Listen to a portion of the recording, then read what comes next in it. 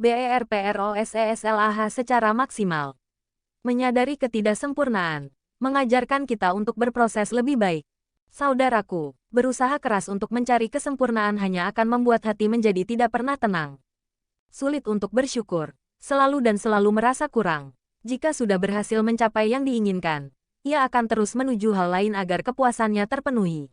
Padahal, kesempurnaan bukanlah jawaban jika kita ingin hidup bahagia. Lebih baik terima dan syukuri dengan besar hati semua kekurangan dan berterima kasih pada diri sendiri karena sudah kuat hingga saat ini tetap menjaga iman saat tertimpa musibah. Allah Azza wa Jalla berfirman, tidak ada suatu musibah yang menimpa seseorang kecuali dengan izin Allah. Dan barang siapa beriman kepada Allah, niscaya Allah akan memberi petunjuk kepada hatinya. Dan Allah Maha mengetahui segala sesuatu. Quran Surat At-Tagabun 11. Sebenarnya, sempurna dan ketidaksempurnaan hanyalah ilusi yang dibuat berdasarkan kriteria sendiri. Sehingga rasa terima kasih pada diri dan senantiasa bersyukurlah yang akan membuat hati tenang. Maka dari itu, terima kekurangan diri dan lengkapi dengan kelebihan yang kita miliki. Saudaraku, terkadang kita lupa dan hilaf bahwa terlalu mengejar kesempurnaan hanya membuat kita menjauh dari kesempurnaan itu sendiri. Seringkali manusia terobsesi dengan kesempurnaan. Padahal ketidaksempurnaan adalah guru sekaligus sahabat yang baik. Justru dengan ketidaksempurnaan kita bisa menumbuhkan kesadaran bahwa kita membutuhkan orang lain untuk saling melengkapi dan menyempurnakan sehingga menghargai mereka yang berada di sekitar kita. Saudaraku, dengan ketidaksempurnaan yang kita miliki justru kita sempurna menjadi manusia. Manusia yang utuh, sempurna dan paripurna. Terlebih jika untuk mendapatkan kesempurnaan itu, ada banyak hal berharga yang harus kita korbankan. Teman, keluarga, pencapaian kita sebelumnya, dan kepercayaan orang pada diri kita. Menjadi sempurna itu baik, tetapi lebih sempurna untuk terus menjadi manusia yang lebih baik lagi, dari hari demi hari. Marilah kita menjadi manusia yang sempurna dengan menyadari ketidaksempurnaan kita. Saudaraku, menyadari bahwa hidup kita tidaklah sempurna mengajarkan kita untuk berproses lebih baik. Sedang terlalu mengejar kesempurnaan akan mengurangi syukur atas nilai kita sebagai manusia yang memang tak akan pernah bisa merasa sempurna. Saudaraku, Allah Azza wa Jalla berfirman. Kemudian dia menyempurnakan dan meniupkan roh ciptaannya ke dalam tubuhnya dan dia menjadikan pendengaran, penglihatan, dan hati bagimu. Tetapi sedikit sekali kamu bersyukur. Quran Surat As-Sajdah 9. Saudaraku, demikianlah tabiat manusia. Memang sedikit sekali yang bersyukur. Allah Azza wa Jalla mengingatkan kita bahwa kelengkapan seluruh anggota tubuh kita yang Allah Azza wa Jalla ciptakan hendaknya kita bersyukur.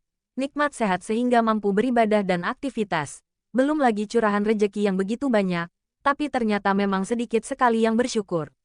Allah Azza wa Jalla yang Maha Rahman mengulang-ulang kalimat mulia ini hampir 31 kali dalam surat Ar-Rahman. Tidakkah kita merasa diingatkan dengan itu? Artinya dengan segala apapun yang terjadi wajibnya untuk menghindari kufur nikmat. Allah Azza wa Jalla berfirman, maka nikmat Tuhanmu yang manakah yang kamu dustakan? Quran Surat Ar-Rahman 77. Saudaraku, bagaimanapun keadaan kita hendaklah kita senantiasa ingat bahwa segala kenikmatan di dunia yang selama ini kita nikmati adalah karunia Allah Azza wa Jalla. Ketika kita diuji dengan ketiadaan nikmat atau kesengsaraan maka Allah Azza wa Jalla adalah satu-satu untuk memohon pertolongan. Allah Azza wa Jalla berfirman, dan segala nikmat yang ada padamu, datangnya dari Allah. Kemudian apabila kamu ditimpa kesengsaraan, maka kepadanyalah kamu meminta pertolongan. Quran Surat An-Nahl 53.